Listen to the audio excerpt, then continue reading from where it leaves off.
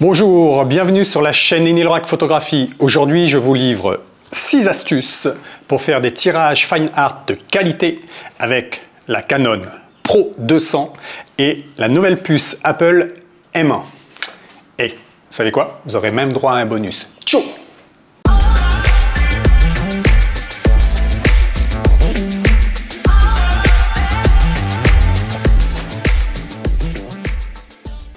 Astuce numéro 1, calibrez votre écran. La base, c'est la base, c'est la base, c'est la base. Calibrez votre écran. Si vous ne calibrez pas votre écran et que vous n'avez pas l'intention de le faire, ben vous savez quoi? Vous pouvez arrêter la vidéo et hop, aller sur une autre vidéo YouTube. La base, c'est de calibrer votre écran. Tous les écrans doivent être calibrés. Je dis bien tous les écrans, même les ISO qui coûtent une blinde, demandent à être calibrés. Alors, essayez d'avoir un bon écran déjà, hein, un écran convenable pour la photo. On ne fait pas de vidéo là, hein, on ne joue pas avec. On va imprimer des tirages fine art. On a besoin d'avoir le meilleur rendu possible de l'image qu'on va avoir. Et ça dépend de l'écran. La première chose, c'est l'écran. Alors, vous achetez, si vous n'en avez pas, une petite sonde comme ça. Moi, c'est la Display Pro, il y a de la Spider, il y a à peu près, on va dire, 3 marques qui font les sondes de calibration et vous me calibrez votre écran. Et non seulement vous calibrez votre écran, mais vous le faites régulièrement. Ça veut dire, bon allez, moi je me donne un mois. Tous les mois, je calibre mon écran. Si vous voulez vraiment être à fond, vous pouvez calibrer votre écran à chaque fois que vous allez faire des tirages. Bon, allez, si vraiment... Hein. Le mieux du mieux du mieux du mieux, ce serait que toute la chaîne graphique soit calibrée. Moi, j'avoue, franchement, je me contente déjà de calibrer mon écran. Ok? Astuce numéro 1, calibrez votre écran. Si vous ne le faites pas, ça ne sert à rien. Pow! Astuce numéro 2. Il y a une petite lapalissade dans cette astuce numéro 2. Télécharger les bons drivers.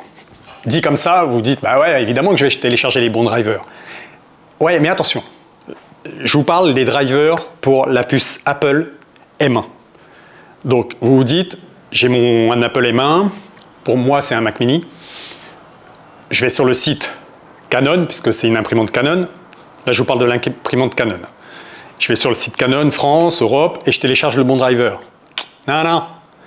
Non, ce serait trop facile sinon. Ce qu'il faut faire, c'est aller sur le site Canada ou les sites asiatiques de Canon. C'est eux qui sont à jour sur les drivers des puces Apple M1. Moi, ce que j'ai fait au début, je suis arrivé, j'ai posé mon imprimante, je suis allé sur le site Canon France, Canon Europe, j'ai téléchargé les drivers et je me suis aperçu que ce n'étaient pas les bons drivers. Donc, allez sur les sites. Le site Canada, il est top. Je pense que c'est lui qui est le plus à jour sur les drivers Canon. Donc, allez sur Canon Canada, téléchargez les derniers drivers qui correspondent à la puce Apple M1. Astuce numéro 3. Quand vous avez téléchargé les drivers, il vous faut télécharger un petit utilitaire logiciel fourni par Canon qui s'appelle, je vous dis ça tout de suite, il est là, Professional Print and Layout. Vous le téléchargez?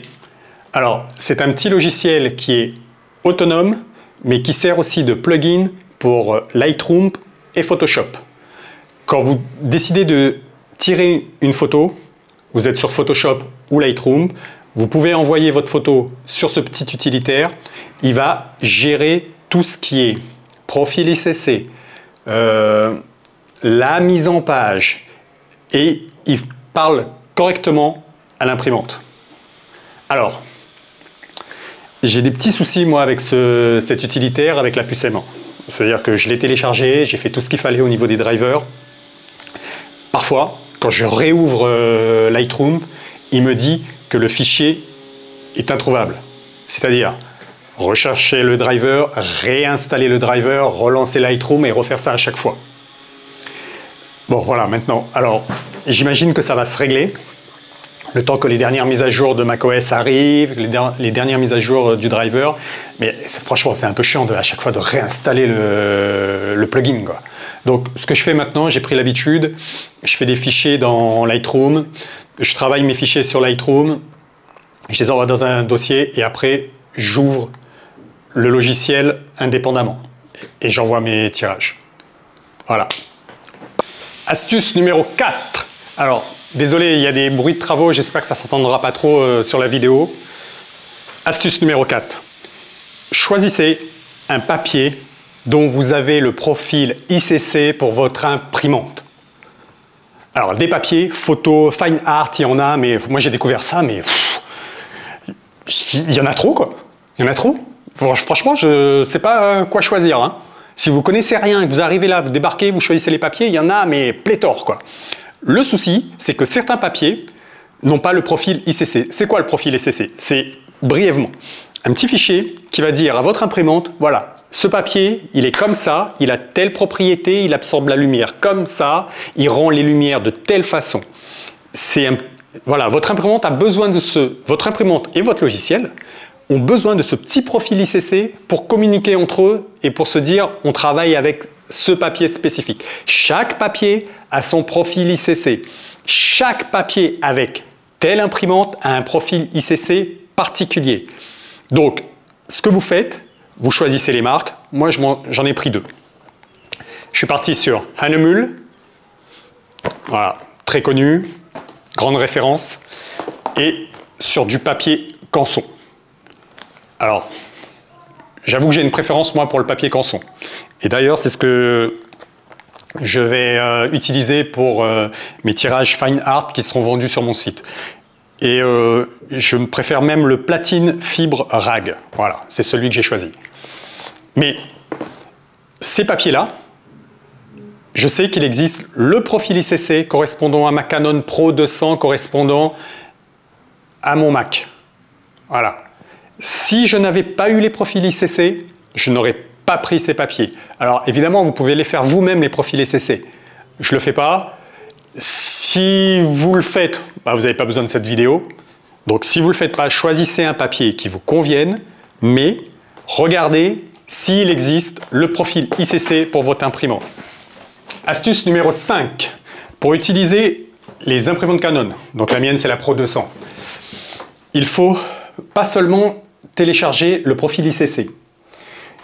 Alors, quand vous utilisez la Canon, vous avez le choix de pouvoir choisir directement sur la Canon le papier que vous allez utiliser. Elle est livrée avec un certain nombre de papiers qui sont généralement des papiers Canon. Voilà, elle est enregistrée. Donc, si vous partez de votre logiciel, l'utilitaire, le Print and Layout, que je vous ai fait télécharger avant, vous allez choisir votre profil ICC correspondant à votre papier. Pour moi, Canson. Vous allez dire à votre logiciel, voilà, moi j'utilise du Canson, le platine fibre rag. Il va envoyer le message à l'imprimante.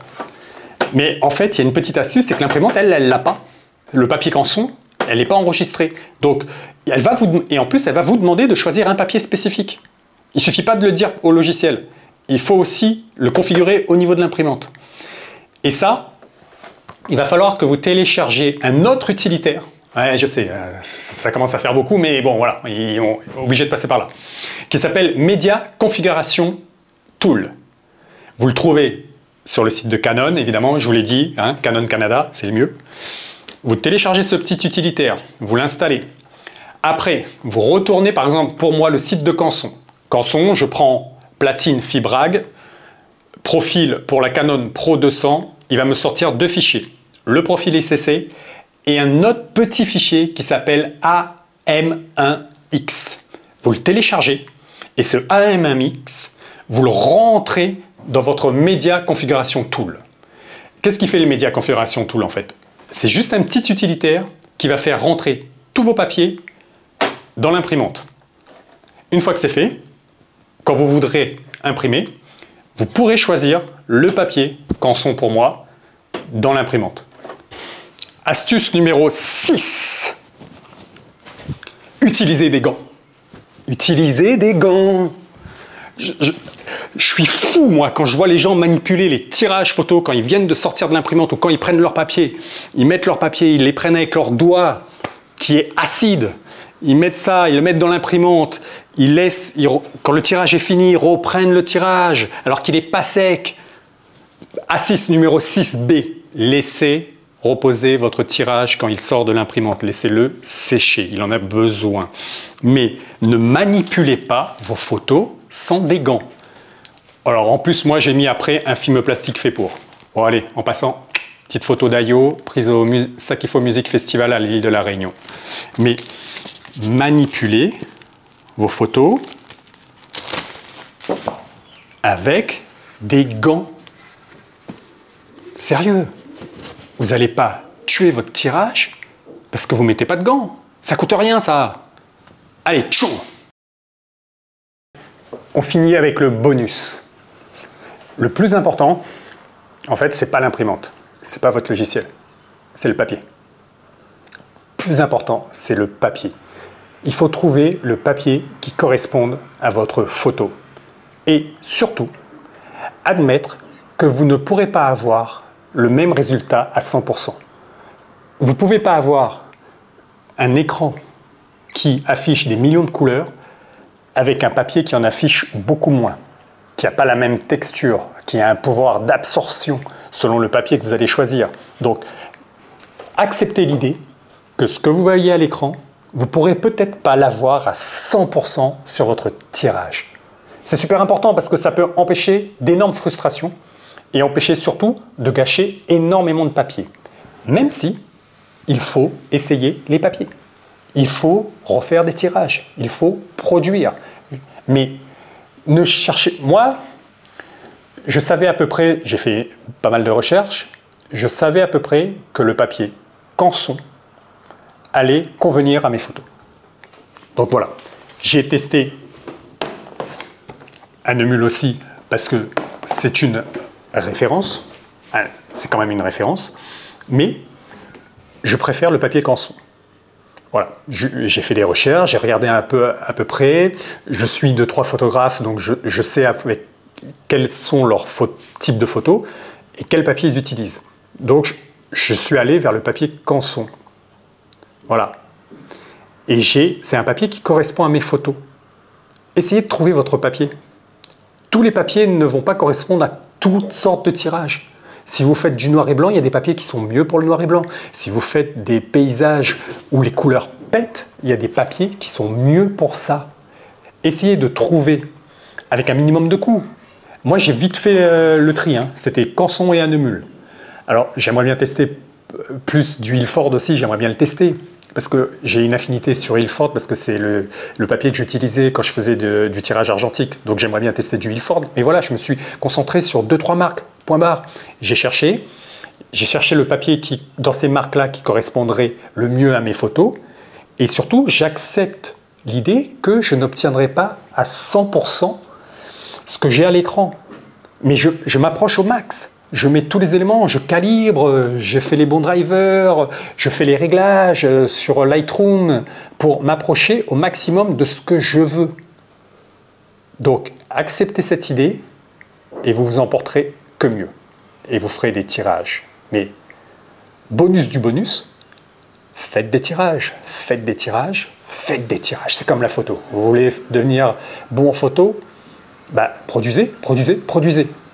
Vous voulez arriver à une qualité de tirage fine art? Bah, faites des tirages, faites des tirages, faites des tirages. Allez, tchou! Voilà, c'est fini pour moi pour aujourd'hui. Petite vidéo, j'ai essayé d'être assez rapide. Même s'il y a énormément de choses à dire sur le tirage fine art, pourquoi faire du tirage fine art. Si vous avez des questions, n'hésitez pas à les poser dans la section commentaires. Je réponds à toutes les questions et surtout, abonnez-vous. Abonnez-vous, on en a besoin. Voilà, c'est fini pour moi. Aujourd'hui, je suis passé sur un petit vidéo HF, c'est les Rode Wireless Go 2. Bon, le nom, on s'en fiche un peu en fait. J'espère que ça ira sur la vidéo, on verra. Allez, prochaine vidéo, sûrement sur du Leica. Allez, ciao!